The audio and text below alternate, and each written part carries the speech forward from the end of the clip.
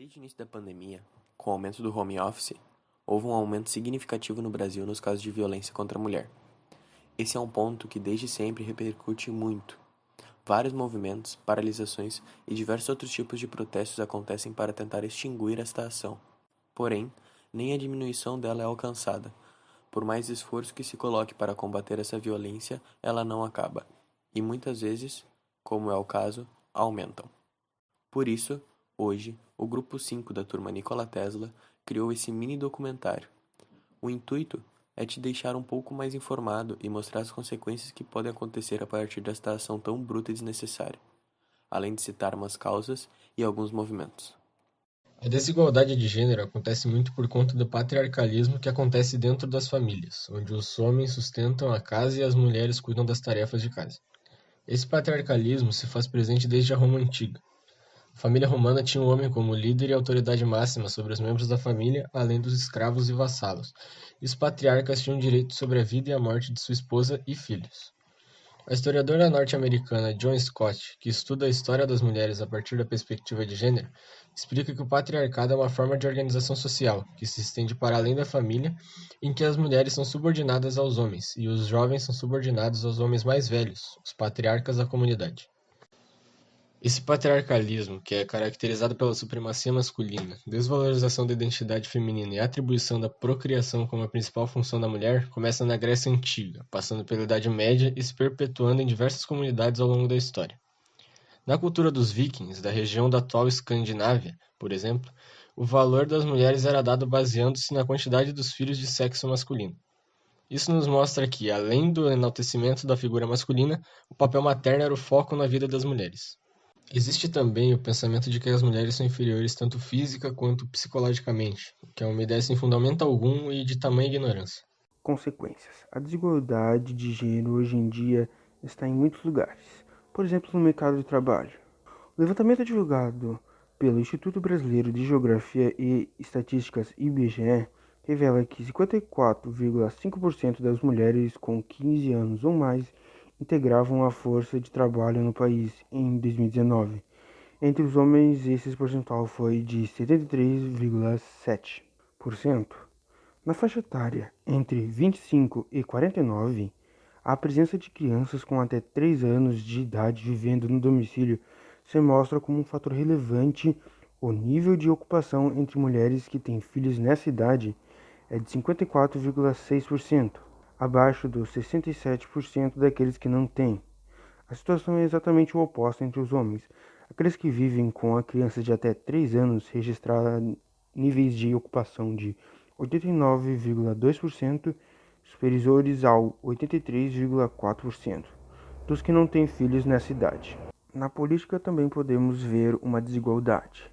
A igualdade de gênero na política é uma verdadeira desigualdade. Trata-se de um espaço compreendido como naturalmente masculino, assim como o espaço público e de poder é considerado um atributo dos homens. A declaração foi feita pela presidente da Associação Nacional dos Magistrados na Justiça do Trabalho, Ana Matra. A presidente, Ana Matra, apresentou números que colaboram os argumentos relativos à desigualdade de gênero na política após as eleições de 2018. As mulheres passaram a ocupar 15% dos espaços formais de poder, um incremento apesar do diminuto número de mulheres eleitas em 2018. O Congresso Nacional possui atualmente 77 deputadas federais e 12 senadoras. Esse baixo número de mulheres na política mostra uma desigualdade que muitas vezes pode descorajar outras mulheres. Sendo assim, a única forma de mudar é tendo persistência.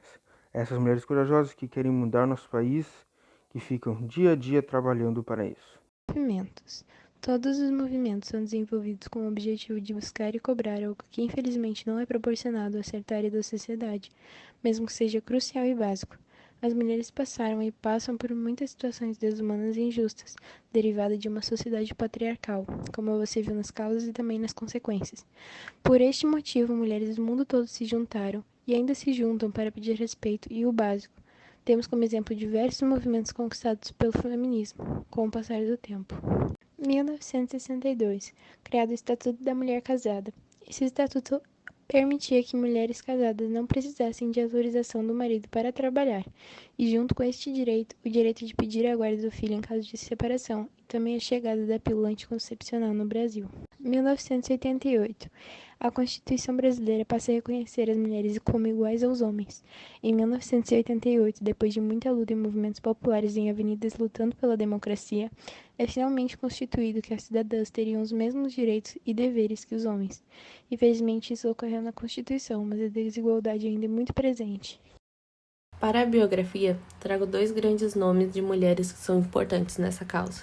Maria da Penha Maia Fernandes é uma farmacêutica e atualmente líder de um movimento de defesa aos direitos das mulheres vítimas da violência doméstica. Nascida em 1º de fevereiro de 1945 em Fortaleza, no Ceará, é mãe de 3 filhas, dona de premiações e indicada ao Prêmio Nobel da Paz. Maria da Penha foi vítima do seu marido durante anos, a que ela conheceu ainda quando estava na faculdade. Conta ela que tudo começou depois de casados e depois do nascimento de suas 3 filhas. Em 1983, Maria da Penha sofreu o maior das agressões. Enquanto dormia, foi atingida por um tiro nas costas. Segundo seu marido, foi o que se tratou de uma tentativa de assalto. Esse acontecido acabou deixando Maria da Penha paraplégica. Depois dos eventos trágicos, Maria da Penha reuniu forças e, com a ajuda de familiares e amigos, iniciou um processo na justiça para punir o seu agressor. Para evitar que mais mulheres tivessem o seu destino, a ativista escreveu o livro Sobrevivi, Posso Contar, em 1994, e fundou o Instituto Maria da Penha em 2009, uma organização não governamental e sem fins lucrativos para promover a defesa da mulher. Em 2001, a ativista condenou o Estado brasileiro por negligência, por ter silenciado seu caso. Graças à repercussão do caso Maria da Penha, foi aberto um debate entre o Legislativo, o Executivo e a sociedade, sendo criada a Lei nº 11.340, Lei Maria da Penha. Já Maria Quitéria foi uma heroína da Guerra da Independência na Bahia. Vestida de soldado, alistou-se no batalhão de voluntários do Príncipe Dom Pedro e participou das lutas ao lado dos patriotas. Em setembro de 1822, após a independência, em algumas partes do país havia contingentes de tropas e civis que continuavam fiéis às ordens de Lisboa. Era preciso, portanto, vencê-los para evitar a divisão do Brasil e consolidar a independência. Como o Brasil não contava com um exército estruturado e treinado para enfrentar os portugueses, o governo, além de contratar mercenários, recrutou emissários patriotas para lutar pela pátria. Ao ouvir seu pai se negar a doar alguns escravos, Maria Quitéria confessou à irmã que desejava ser homem para se juntar aos combatentes, pois dominava a montaria, caçava e manejava armas de fogo. A irmã emprestou-lhe roupas de seu marido e, disfarçada, Maria Quitéria foi à cachoeira e alistou-se com o nome de Medeiros. No fim de 1822, Maria Quitéria já figurava entre os soldados do batalhão de artilharia.